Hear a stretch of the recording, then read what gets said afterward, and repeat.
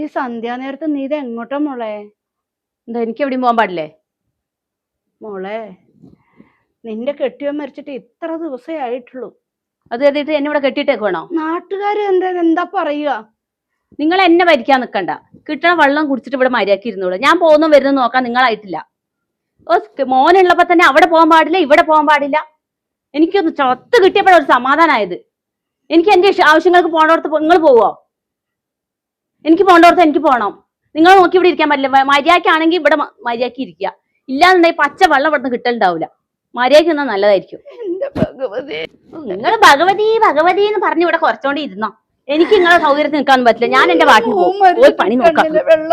തീർന്നില്ലല്ലോ ഭഗവാനെ.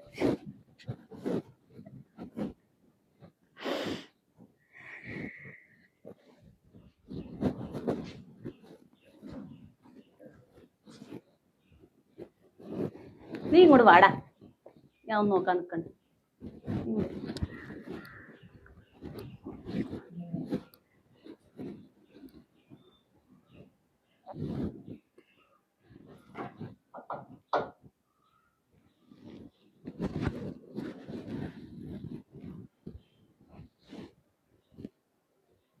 എന്താ തള്ളേ നോക്കുന്നേ? അവിടെ എവിടെയും പോയിരുന്നൂടെ?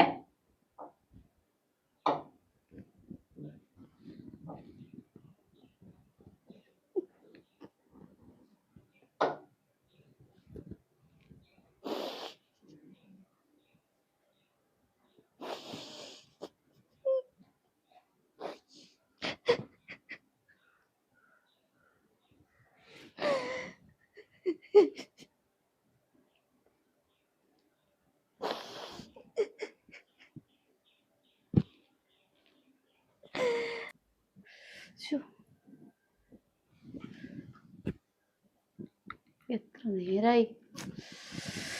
ആരെ മോളെ നീ കാത്തിരിക്കുന്നേ? നിങ്ങൾ ചിലക്കാതിരിക്കളെ.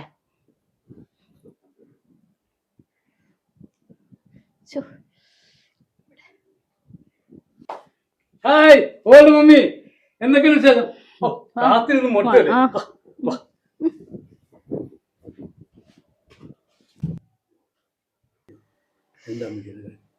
അമ്മ ഇങ്ങനെ തന്നെയാ.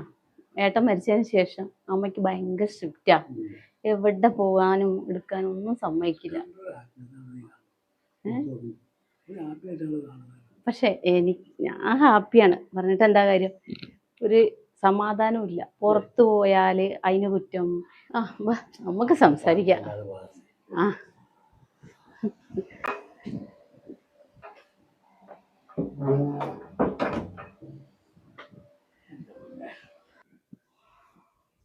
എന്താ മോളെ കാത്തിരുന്ന്? കൊറേ നേരമായില്ലേ? അമ്മ ഇങ്ങനെ തന്നെയാണ്. അമ്മയ്ക്ക് ആ ഏട്ടൻ മരിച്ചതിന് ശേഷം എപ്പോഴും പുറത്തു പോകുന്നതിനും എല്ലാത്തിനും കുറ്റങ്ങളാ. മാറ്റണം. ഒരു മാറ്റം എനിക്ക് കാണുന്നില്ല.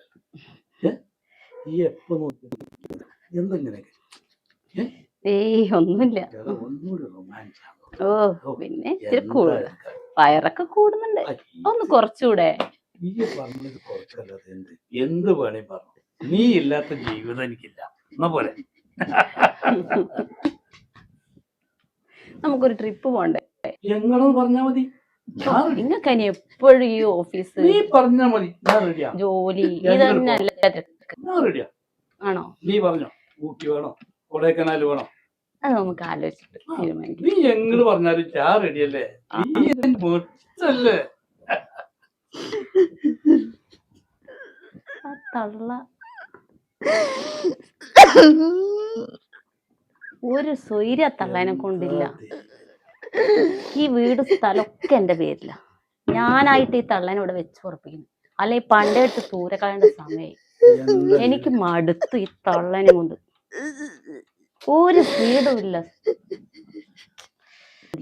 നീ എല്ലാം മറക്ക്, അതൊന്നും ഒഴിവാക്ക്. നമുക്ക് ഇനി നമുക്കൊരു എന്താ വേണിച്ച പറഞ്ഞോ, ബാക്കിയൊക്കെ ഞാൻ ഏറ്റു.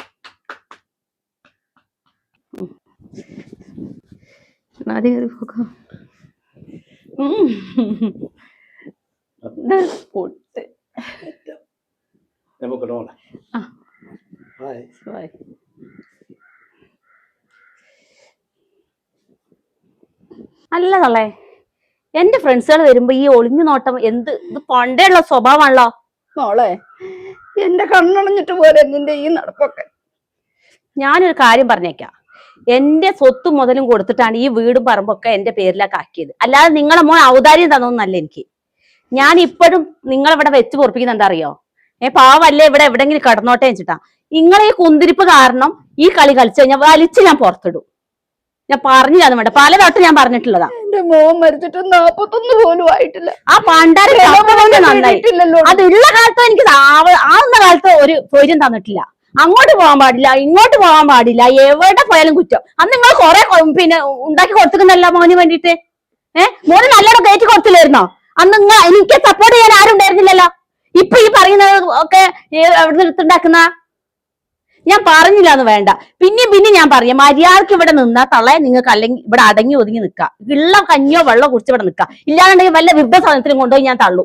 പിന്നെ പറഞ്ഞിട്ട് കാര്യം, എനിക്ക് ഇഷ്ടമുള്ളവർക്ക് കൂടെ ഞാൻ പോകും വരും, എന്ത് വേണം ചെയ്യും. എന്നെ ചോദ്യം ചെയ്യാൻ നിങ്ങൾ പനിക്കിടണ്ട. ഞാൻ പറഞ്ഞില്ലാന്ന് വേണ്ട. അല്ല